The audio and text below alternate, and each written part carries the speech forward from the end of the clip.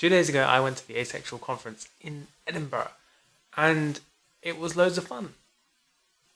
So that's what I'm going to tell you about today. My experience of it, what I liked about it, and hopefully to give you an idea of what that kind of event is like, and to encourage you to go to any in the future. So as I may or may have not told you all, I was volunteering with the event, helping a very tiny bit with the organisation, and helping with little things throughout the day. So I was on the registration desk in the morning, and for the first session I then spoke on the Queer Aces panel and did a short talk about my YouTube channel in the opening. But other than that, I was there to enjoy the day, and enjoy it I did. You may be wondering, Daniel, why didn't you vlog? Why didn't you record the conference? Well, two things. One, I did technically record the conference. I just lent my camcorder to record the sessions. So I'm in the process of editing those at the moment. Well, not literally at this moment, because at the moment I'm talking to you. But yes. And hopefully, if all goes to plan, those should be somewhere online, probably on the Avon's YouTube channel, within the next few weeks. And then you can watch me make a fool of myself. And secondly, I didn't want to do a vlog of the conference. One, because I didn't want to film people if they didn't want to be filmed, although there was something in place to stop that. And secondly, I wanted to enjoy it. I wanted to be there, present, and not have to worry about filming and getting good footage. So, yes. Hope you understand. I was at the registration desk for the first session, and after that I pretty much stayed in room 1 for the whole of the day. So there's probably a schedule somewhere on the screen at the moment. So I went to the Aromanticism one, which was really funny actually. So there were 3 panelists, Optimistic Pessimist, Yasmin Benoit, and Scott, who runs the Secret Triangle Edinburgh Central Belt meetups.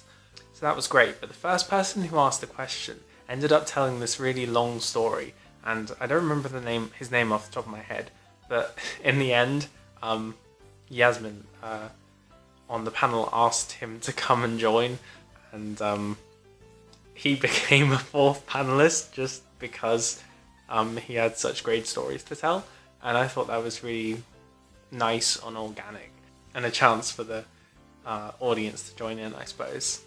And even though I am homo-romantic, I could relate to a lot of the things they were saying about aromanticism and their experience being aromantic. But because of my internalized homophobia, I identified internally as aromantic for quite a while when I was younger, when I was a teenager. And something really unexpected happened during the day. There was this a spoken word that Claire did. They're a non-binary acting student, I believe. Correct me if I'm wrong, but they did this really beautiful spoken word performance about asexuality, and it was really relatable for me, and I imagine a lot of people there in the audience, and it really hit home, let's say, and we have the footage for that, so it will be online eventually and you can see it, and I do recommend that you watch it because it is amazing. So after that, there was the panel on the ace spectrum. That was also really good. But yeah, it was really interesting to hear from people who don't identify as just asexual, because I don't think I've ever met anyone personally who does. So it was really nice to hear their stories, and hopefully I'll be able to share a similar thing with you soon. So look forward to that. Then after the break, there was the Queer Aces panel, and that was B once again, Claire, Ellie, and myself. And from my perspective, I think this could have gone better, but I'm a very harsh critic of myself, as I believe everyone is.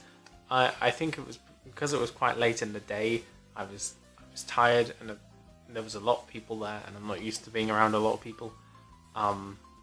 So I didn't feel that some of the answers I gave were very satisfactory. I didn't feel like I had enough to say. But everyone else was great, because it was me as a homo-romantic asexual.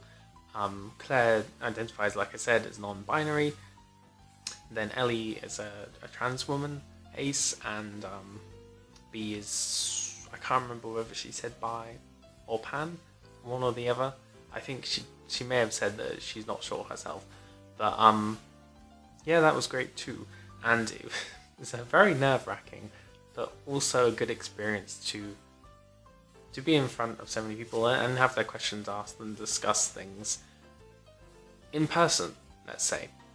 Although it's a bit scary when someone who you don't know asks you for dating advice and you're only 22. But hopefully people who were there enjoyed it. After that, there was a closing session, and then people went downstairs to a bar to mingle, I suppose, do more socializing. Unfortunately, I had to go because I had a D&D session and I was really tired. So if anyone had wanted to talk to me after the Queer Aces panel I didn't get to, I'm really sorry. If you have something you want to ask me about that, then feel free to contact me. You can send me a message on Twitter, on Avon, I'm Slicerface on both, or an email at regularleonard@gmail.co.uk. I'm probably going to write it here. Overall, it was a really good day. It was really great to meet loads of aces, and everyone was really nice. I had a few people come up and say about the channel, which was crazy. I expected that at least one person would, but I got about 4 or 5 people come up to me and say that they enjoyed it or thanked me for doing the videos. So that was insane, and thank you for being nice and putting up with me, basically. But yes, I think that is all I had to say today. I'm sorry if this is going to be a shorter one. Yes, and I hope if all goes well, I will have the footage edited and Avon will put it online within the next few weeks. So if you weren't there, or even if you were and you wanted to watch some of the other sessions that you didn't get to go to, like I'm going to do, then look out for that. I will probably send a tweet out when that happens. And one more thing to announce, I just got to 400 subscribers a few days ago. It was actually on the Sunday of the conference. Unsurprisingly, because I spoke in front of about 100 people about it, I got some subscribers. So thank you if you're new and you came to the conference and saw me flail on stage and then decided to subscribe.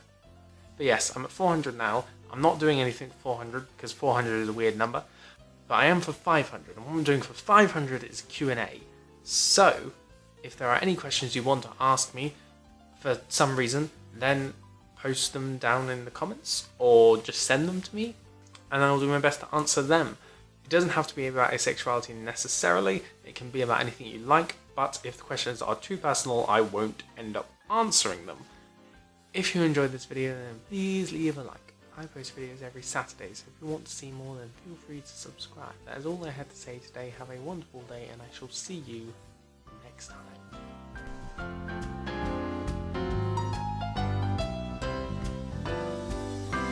Pineapple air!